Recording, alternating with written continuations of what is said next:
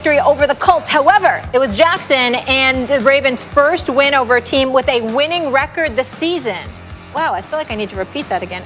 Jackson did tie Dan Marino for the best start to a quarterback's career with a 25-5 record in his first 30 starts. Lamar is still playing on his rookie deal and is in line for a big contract. Some questions whether his playoff failures will affect that.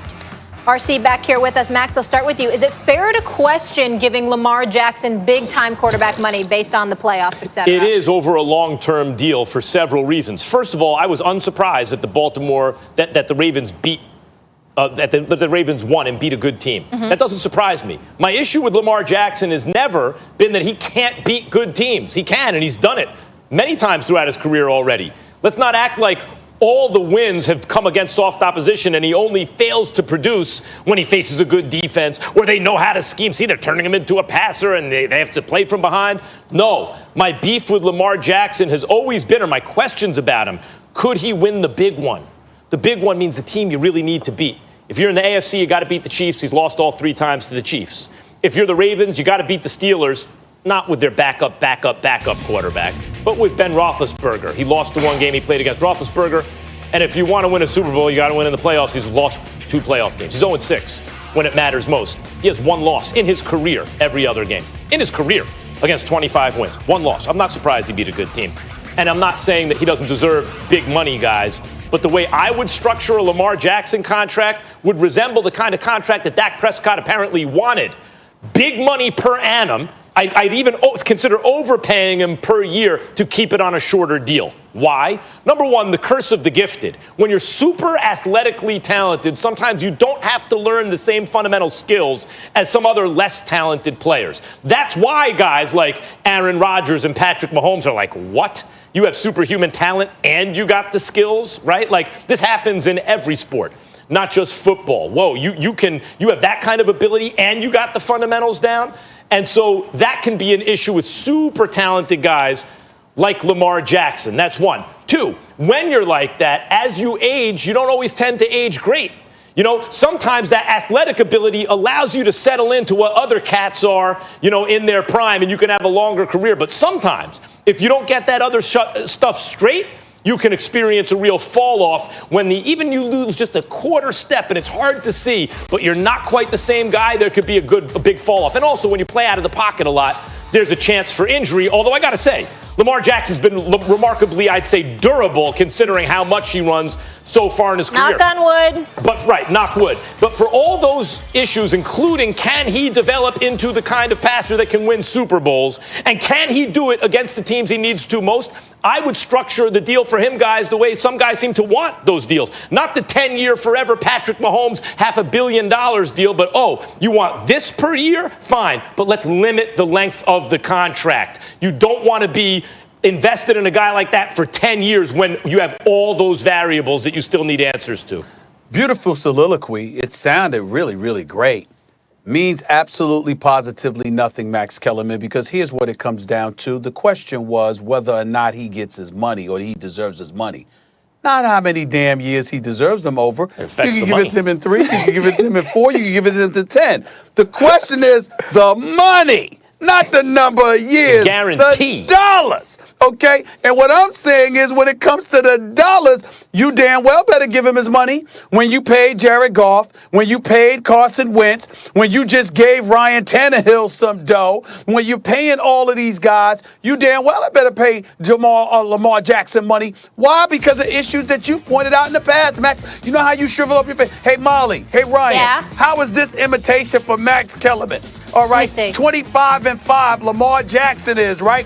25-5. And oh, by the way, take out how many losses against Kansas City? Is it 3. 2 or is it 3? 3. I think it's 2. 3. Yeah. 3. 3 losses against Kansas City. It's 1 loss against the Pittsburgh Steelers. So essentially, against everybody else, the brother 25-1. Okay? This is Max Kellerman. How do y'all like this imitation? 25-1. That's what he does. That's what he does, right? So how is it that we gonna sit up there, make those facial expressions, recognizing his greatness against more than 97% of the league, but then because of the 3%, we gonna sit up there and shade him on his money? Can't do that. The fact of the matter is, Lamar Jackson, because of individuals who have gotten paid that haven't come close to his success, at least in the regular season, because once you get to the postseason, you got a chance, right? You got a chance. He gives you a chance for the second consecutive year with him as the leading with him leading the quarterback position for the Baltimore Ravens. They have the #1 rushing attack in the National Football League.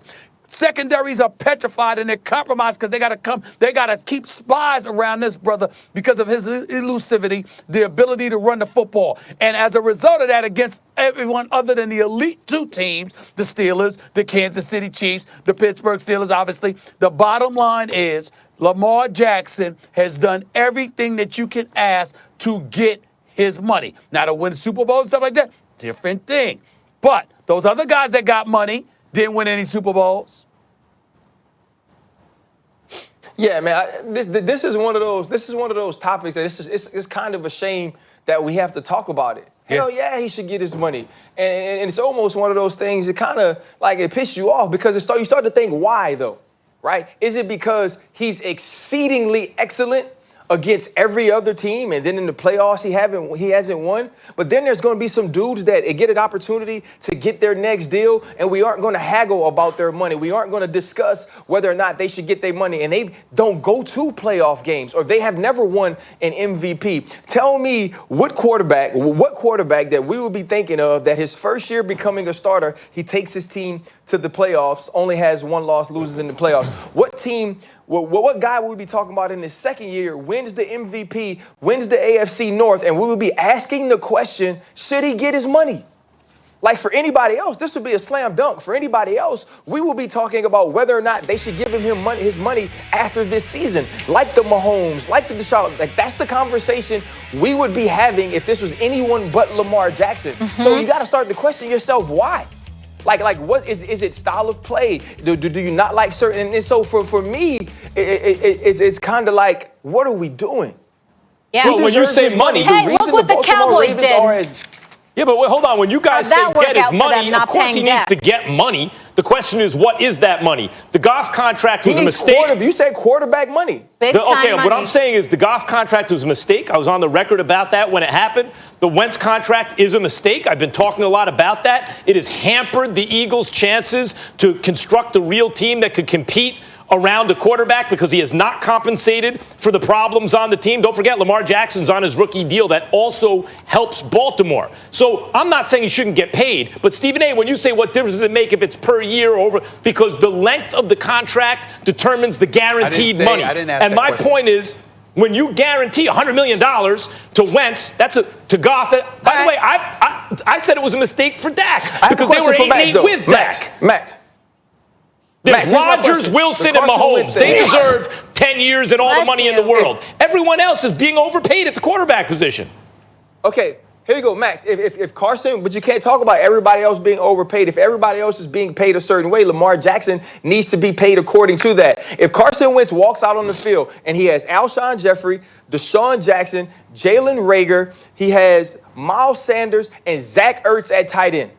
If that's who he has, if Lane Johnson's his starting tackle, if Jason Peters is another one, if Jason Kelsey is his center, and he walks out with that starting lineup, are you telling me that starting lineup with Carson Wentz shouldn't be good enough to win big? Well, yeah, what I'm telling you is because when you pay a guy $100 million. That's who they have on the roster. They're hurt. No, but that's who they have on the roster. But you have to also play defense. Well, you have to also play defense. And the whole stuff with McNabb that's come up recently, and I was talking about it since last year. That would be the middle of last year. Up.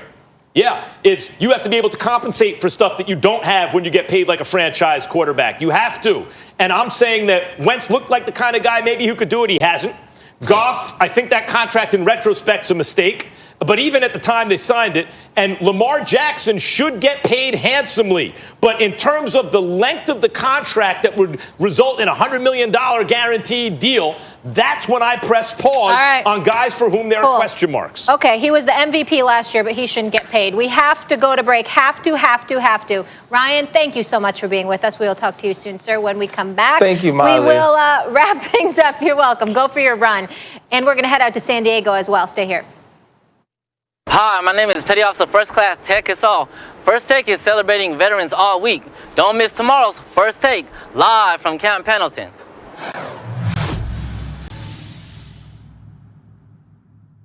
Hey, phone.